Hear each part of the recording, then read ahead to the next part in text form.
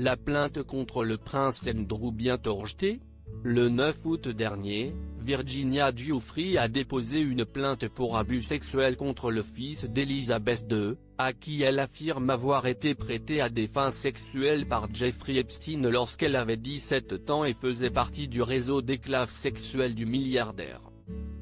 Si le duc d'York a toujours nié ces accusations d'agression sexuelle, et même précisé ne jamais avoir rencontré la mère de famille âgée désormais de 38 ans, il se pourrait que l'étau se resserre bientôt sur lui, tandis qu'un ancien collaborateur de Jeffrey Epstein s'est dit prêt à témoigner contre lui dans le cadre d'un procès.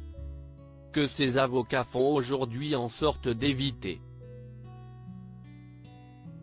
Appelé en urgence à Balmoral auprès d'Elizabeth II, le prince Andrew discute depuis plusieurs jours avec la reine et ses conseillers pour trouver la meilleure façon de répondre à cette plainte, et ainsi tenter de sauver la dernière miette de sa réputation qui lui reste.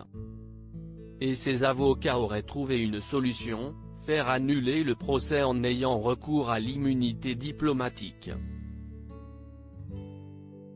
Si le duc s'engage dans l'affaire, son équipe juridique déposera sans aucun doute une requête en rejet de la plainte pour de nombreux motifs différents.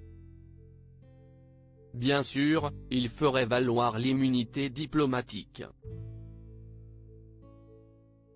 Ils auraient un dossier solide, a ainsi fait savoir Spencer Cuvin, qui représente plusieurs des victimes de Jeffrey Epstein, au Mirror. Le prince Andrew est-il protégé par un statut royal?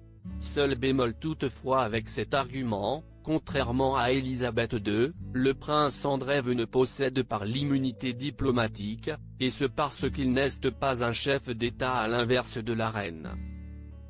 Ni son statut de prince, d'altesse royale ou de duc d'York ne changera ce point, le mettant ainsi à l'entière disposition de la justice. Toutefois, étant un ressortissant britannique vivant au Royaume-Uni, le père des princesses Eugénie et Béatrice n'a aucune obligation d'aller témoigner dans un tribunal à New York dans le cadre de cette affaire, puisque le droit américain ne s'applique qu'aux États-Unis. Pas question non plus d'une extradition pour cette affaire portée au civil et non au pénal.